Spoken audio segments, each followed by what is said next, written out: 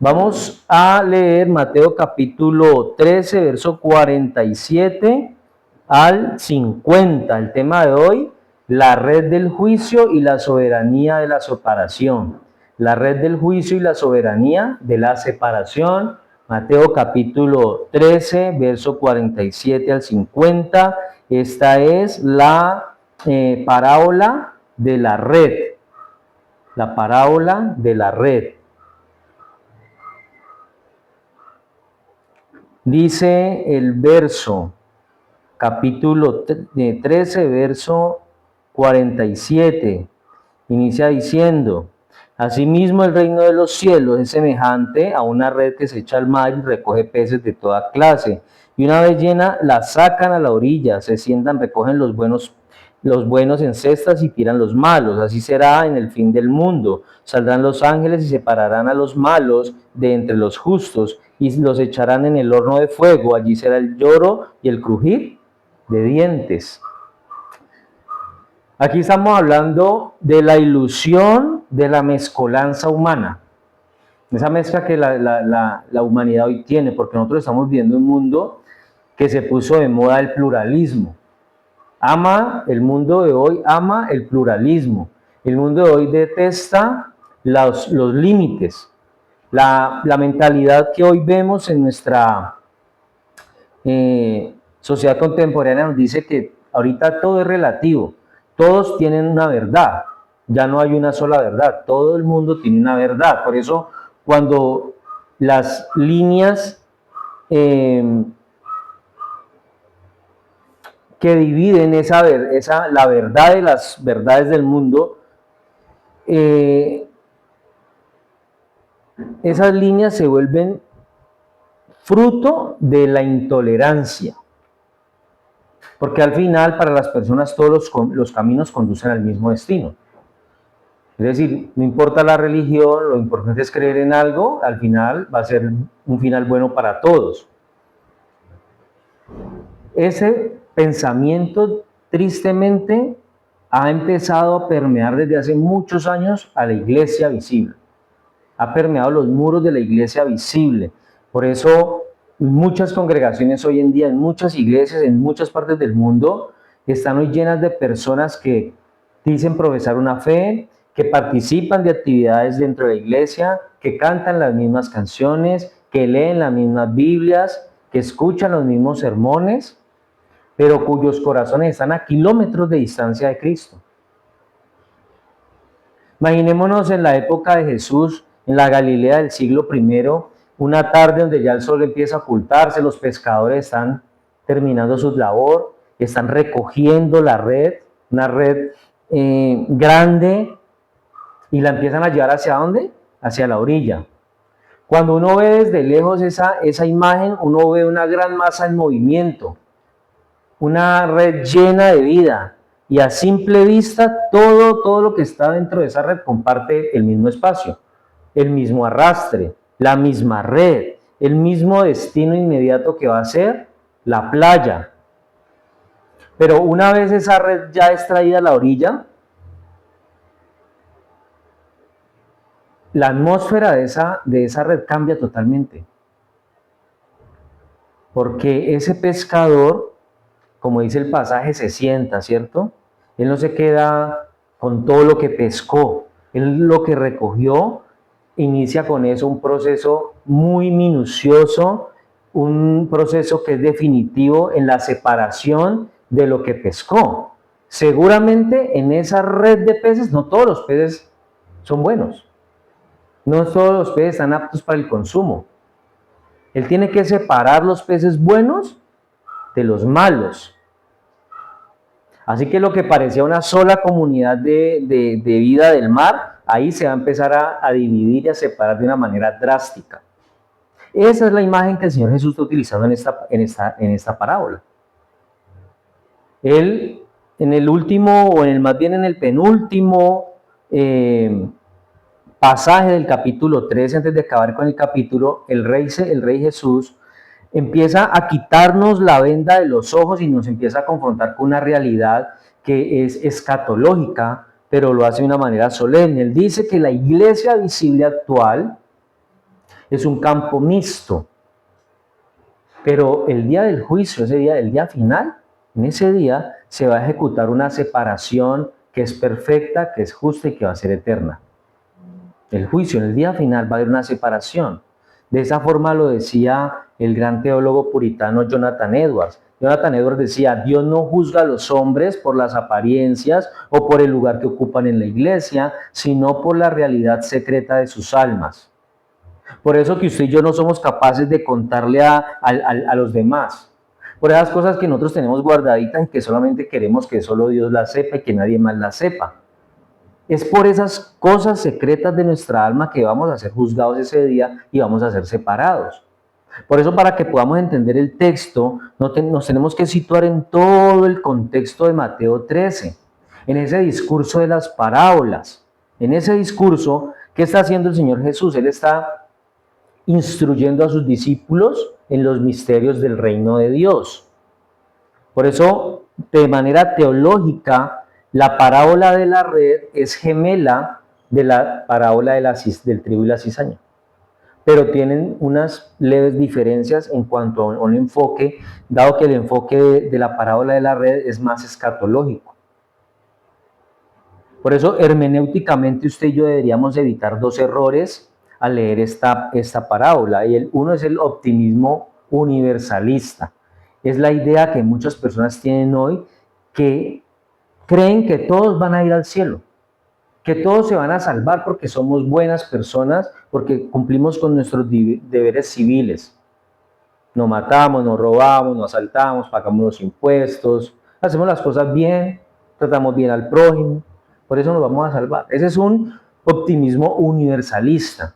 Y el otro error es un perfeccionismo eclesiológico. Ya ese es más apuntado a una idea que muchos creyentes pueden tener, que podríamos purificar la iglesia de manera perfecta ahora. Eso tampoco va a pasar. No hay iglesias perfectas. Por eso, desde nuestra perspectiva reformada, nosotros aquí abrazamos una distinción histórica que hay entre la iglesia visible, es decir, el grupo de personas que profesamos la fe, o que hemos profesado la fe desde hace muchos años, los que ya no están hoy, los que estamos y los que van a venir, y en la iglesia invisible, que ya es la iglesia representada por los verdaderos creyentes elegidos por Dios. Aquí estamos abrazando esa distinción. Por eso el texto nos lleva directamente a la soberanía de Dios en el juicio final. De esto hemos venido hablando, del juicio final, durante todas estas parábolas. Y esto lo vamos a ir desarrollando en 5 puntos principales. El primer punto es el arrastre soberano, la red de la providencia y el evangelio. Verso 47. Inicia diciendo, asimismo el reino de los cielos es semejante ¿a qué? A una red que echada en el mar recoge de toda clase de peces, dice. Aquí una palabra clave en este pasaje, en el verso 47, es la palabra red. Y esa palabra red, que del griego sagene, se refiere específicamente no a una red pequeña. La palabra en griego utilizado para red aquí no se refiere a una red pequeña, se refiere a una red de arrastre gigante, a una red grande, no a una red que un pescador utiliza y él mismo lanza. No, a esa red no se refiere esta palabra, sino a una red gigante que está lastrada por unos plomos que la ayudan a caer en el agua, como a profundizarse, y que tiene unos corchos que están en la superficie, ellos se quedan arriba en el agua. Entonces, esta no es una red pequeña, sino que es un instrumento de pesca masiva que a lo que empieza a alarse por el movimiento del barco, ella arrastra todo lo que encuentra. En esa red se queda todo lo que ella alcanzó a abarcar.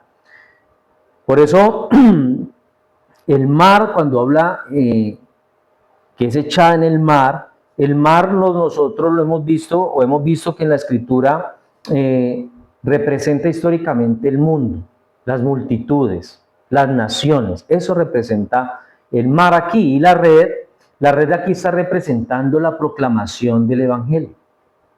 Y esa extensión providencial del reino de los cielos a través de la historia, desde el tiempo de Jesús hasta hoy, la red está echada en el mar. Desde el día de Jesús, que Jesús ascendió, y mientras hubo su ministerio en la tierra hasta hoy, la red fue echada, la red está echada hoy. ¿En dónde? En ese mar que es el mundo. Y esto ha sido así por la mera providencia del Señor. Por eso el texto dice que recoge de toda clase de peces. Negritos, blanquitos, altos, bajitos, bonitos, feitos, ¿cierto? De toda clase. No hace distinción de la etnia, de qué país es, no, es a todo el mundo. Por eso aquí vemos un enfoque importante que es la gracia común y el llamamiento externo. La gracia común de parte de Dios para decir, vamos a predicarle a ¿quién? A todos. No a un grupo, a todos. Ese llamamiento es externo. El evangelio se predica indistintamente a todos. No importa el barrio, no importa el estrato social, no importa la carrera, no importa si es estudiado, si no es estudiado. La red entonces recoge a todos dentro de la esfera de la iglesia visible. Juan Calvino comentaba sobre este pasaje, él decía, la iglesia es como un corral en el cual se reúnen ovejas y cabritos, o una red que retiene peces buenos y malos. Es necesario que soportemos esta mezcla hasta que llegue el día del juicio. En una iglesia local vamos a encontrar personas tal vez de estrato alto, de estrato medio, de estrato bajo, de gente que llega a pie, que llega en bicicleta, que llega en camioneta, ¿cierto?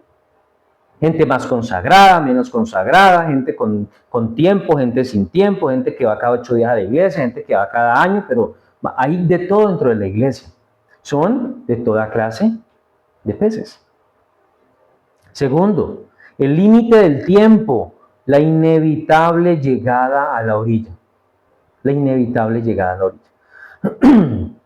La primera parte del verso 48 dice, y una vez llena, la sacan a la orilla. Esa red grande que fue echada al mar y que recoge toda clase de peces, una vez está llena, ¿es llevada a dónde? A la orilla. Y aquí la frase clave es, una vez llena. Y esa frase, una vez llena, nos habla del cumplimiento, de un cumplimiento del tiempo que fue ya decretado por Dios. Así que esa red no va a ser arrastrada por toda la eternidad. Esa red no va a ser arrastrada de por vida. Hay un tiempo, un momento que ya fue determinado en los decretos divinos, donde la oportunidad del arrastre va a parar. Va a llegar un momento en que la red ya no se va a seguir siendo arrastrada. ¿Y cuál es ese momento? Bueno, el mar tiene un límite y es la playa. El mar llega hasta la playa y ahí no llega más. Y la historia del ser humano también tiene un límite, y ese límite es el tribunal de Cristo. Por eso, cuando los peces son arrastrados, a lo mejor haya una pasividad de los peces dentro de esa red. Ellos están dentro del agua y hay espacio y seguramente todavía están nadando allí. Mientras están en esa profundidad donde está la red, ¿cierto? Y ellos están ahí, tal vez todavía se están moviendo. Y esa pasividad de los peces que están en esa red representa la falsa seguridad de los hombres en el tiempo de la paciencia de Dios. Nosotros estamos viviendo el tiempo de la paciencia de Dios. Por eso muchas personas dicen, no, después voy a la iglesia. Ahorita estoy muy joven. Ahorita estoy muy ocupado. Es que yo madrugo todos los días a trabajar. El único día que me queda para descansar es el domingo. Es que el domingo yo utilizo para lavar el carro. Es que el domingo yo utilizo para hacer aseo en la casa. El domingo yo utilizo para poner en orden muchas cosas. El domingo yo lo necesito para distraerme, para dormir hasta tarde. Fui el domingo pasado, no necesito ir hoy. Esa es la falsa seguridad de los hombres en el tiempo de la paciencia. No, yo voy a ir después porque es que realmente he conocido tantas personas malas en esas iglesias que perece ir por allá. Ese tiempo de la paciencia de Dios no es eterno, tiene un límite. Y Dios ha fijado ese límite en un día en el cual Él va a juzgar al mundo con justicia. Por eso estar dentro de esa red, en cierta forma se puede decir que es atender a la iglesia, es conocer la doctrina, pero no significa que la persona pertenezca realmente al reino. Porque la persona tal vez dice, no, yo voy a la iglesia de vez en cuando, ¿cierto? Me gusta ir, yo llevo varios días sin ir, no me gusta servir, no me gusta que me digan nada, yo solamente voy, nunca lee la Biblia, no tiene una relación con Dios. Por eso John MacArthur decía que el peligro más grande no es el ateísmo, sino la falsa seguridad religiosa. Personas que están en la iglesia, pero que nunca han sido regeneradas por el Espíritu Santo. De eso están llenas las iglesias. Una iglesia pueden haber 1,000, 2,000, 3,000 personas y más de la mitad todavía no han sido regeneradas por el Espíritu Santo. Están en una falsa seguridad. Por eso John MacArthur decía que más peligroso que el ateísmo mismo es esa falsa seguridad religiosa. El ateo dice yo no creo en Dios, pero tarde o temprano puede que llegue a creer y se entregue al Señor. Pero esa persona que dice que cree en Dios y que va a la iglesia y que parece que participa en cosas de la iglesia, pero que realmente su corazón no ha cambiado, no ha nacido de nuevo, eso es peligroso, porque se está engañando a sí mismo. Tercero, la discriminación divina es el criterio de la verdadera justicia. Y uno nos dice, ¿cómo así que Dios discrimina? Eso no parece justo, ¿cierto? Dice la segunda parte del verso 48, y sentados recogen lo bueno en cestas y lo malo se lo llevan para la casa también. No, lo echan fuera. El acto de sentarse en la época antigua lo hacía alguien que tenía autoridad para lo que iba a hacer en ese momento. Si alguien se sentaba, tenía un grupo de personas y se sentaba para hablar de algo, porque esa persona era importante. Ahora es al revés. Ahora todos se sienten y no se queda parado. Entonces, los pescadores se sentaban para evaluar de forma muy rigurosa lo que habían pescado.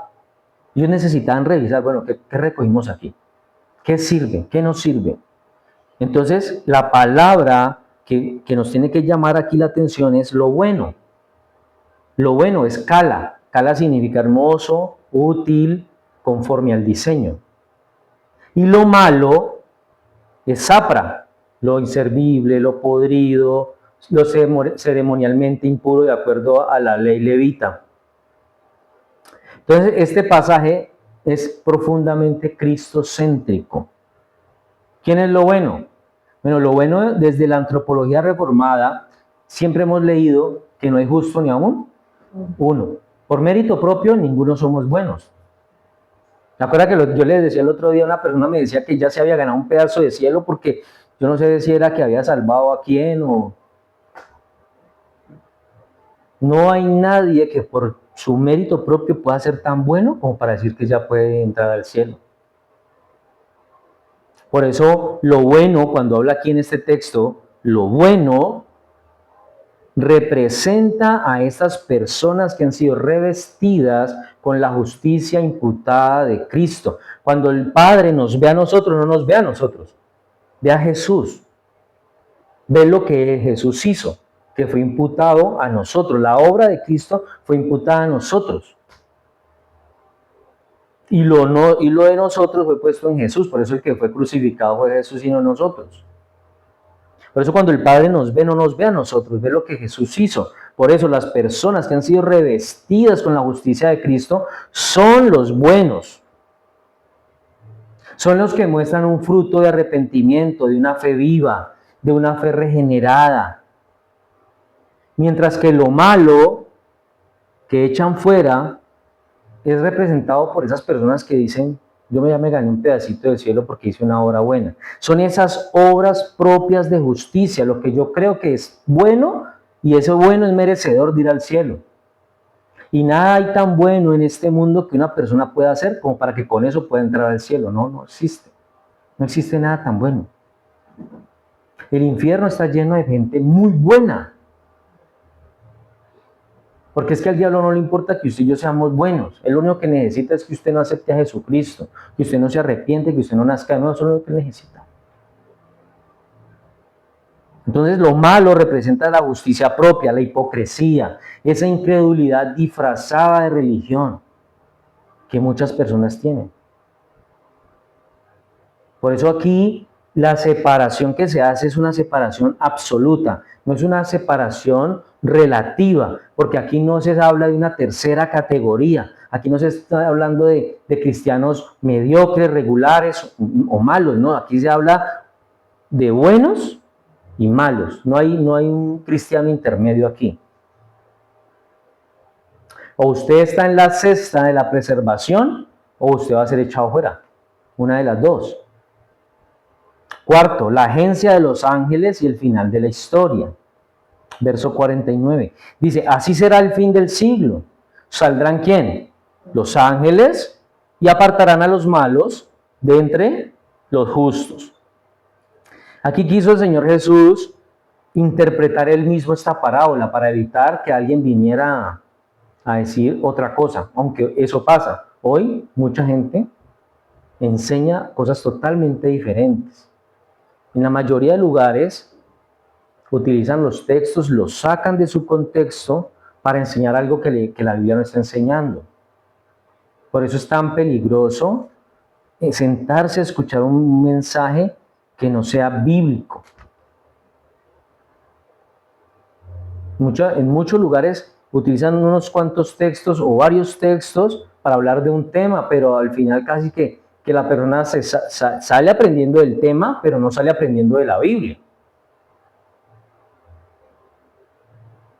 El Señor aquí está definiendo el tiempo. Él dice el fin del siglo. Así será al fin del siglo. Así que los ejecutores o los que van a llevar a cabo la separación de buenos y malos no van a ser los pastores. Porque los pastores no podemos ver el corazón de las personas. Continuamente estamos confundiendo trigo con la cizaña. Estamos confundiendo peces buenos con peces malos. Son los ángeles los que van a ministrar esa justicia divina. Por eso Dios es un Dios de orden y de decretos. Él sabe que nosotros mismos somos hombres y que nos podemos equivocar. Él conoce a los que son suyos. Yo no conozco quién es de Cristo. Yo creo que tal persona es de Cristo, pero ¿qué tal que no sea de Cristo? Según de Timoteo 2:19 dice, pero el fundamento de Dios está firme teniendo este sello. Conoce el Señor a los que son suyos y apártese de iniquidad todo aquel que invoca el nombre de Cristo. El Señor sabe quiénes son suyos. Por eso esa tarea de separar en el fin del mundo a los buenos de los malos, ¿se la da a quién? A los ángeles. Por eso una persona hoy puede saber de doctrina, puede conocer muchas cosas, pero aquí lo que nosotros hablamos es de la elección soberana, y esa elección soberana la hizo el Señor. Por eso, en ese momento, la separación, lo único que va a manifestar en el tiempo es lo que Dios ya había determinado en la eternidad. Los malos van a ser apartados de entre los justos. Eso implica que hasta el último segundo, hasta el último momento, hasta este último día, los justos y los malos van a compartir las mismas bancas en la iglesia, van a escuchar los mismos sermones, van a cantar las mismas canciones, van a leer las mismas Biblias, van a ir a la misma iglesia, pero al final van a ser separados. Porque en la iglesia hay de todo un poquito.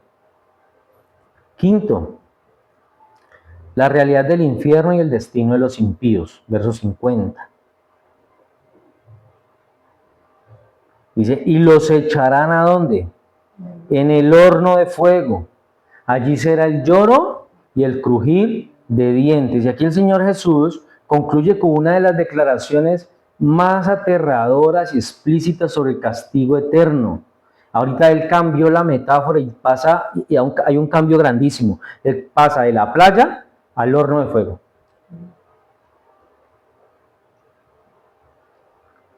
Él pasa a decirle, va a llegar un momento en el que eso se va a acabar, pero ahí no acaba todo. Ahí empieza una separación y el final va a ser el horno de fuego. Y ese lloro del que habla aquí, ese lloro se refiere a un dolor insoportable y a la profunda tristeza de una pérdida eterna. Esas personas que van a estar allí ese día van a tener un dolor tan insoportable y una tristeza tan profunda por lo que perdieron. Ese día van a reconocer que no aceptaron a Cristo, porque hoy nadie lo acepta, ¿cierto? Nadie acepta que ha negado a Cristo, pero ese día lo va a reconocer. Y el crujir de dientes describe la ira, el remordimiento e incluso el odio eterno contra Dios en el infierno. Hay personas que van a odiar a Dios en el infierno. A eso se refiere el crujir de dientes. Es a esa rabia, a ese odio en contra de Dios por haberlos mandado allá. A eso se refiere el crujir de dientes. A una rabia, una ira, un odio eterno en contra de Dios, porque aquí no va a haber aniquilación. Hay gente que habla de la aniquilación del alma. No, la eternidad sin Cristo en el infierno va a ser una existencia eterna consciente bajo la justa ira de Dios. Estas personas van a sufrir de verdad por la eternidad. Por eso tenemos que ser intencionales a la hora de predicarle a la gente. Tenemos que ser intencionales en no ponernos guantes de seda para predicar el Evangelio. En decirle a la gente lo que realmente va a pasar. Esto lo recordaba R.C. Sproul cuando él decía, el infierno es el lugar donde Dios está presente solo en su justicia pura y su ira, desprovisto de su misericordia y gracia, y Cristo bebió esa copa por nosotros. Tenemos que examinar nuestro corazón, tenemos que llevar a la gente a que examine su corazón. La red está siendo arrastrada en este mismo instante, porque se está predicando el Evangelio. En este mismo instante el Evangelio está siendo proclamado una vez más. Si usted cree que está dentro de la red visible de la iglesia, está bien, pero la pregunta crucial que este texto nos obliga a hacernos hoy no es a preguntarnos si estamos en la iglesia, si pertenecemos a una iglesia, sino qué clase de pez somos delante de ese Dios santo. ¿Qué clase de pez somos? ¿Buenos o malos? Por eso no nos podemos confiar de que conocemos doctrina, que nos sabemos algunos pasajes de memoria, que cantamos canciones, que tenemos una apariencia externa piadosa. Eso no nos podemos confiar de eso. No nos podemos confiar de que parece que todo está bien. Tenemos que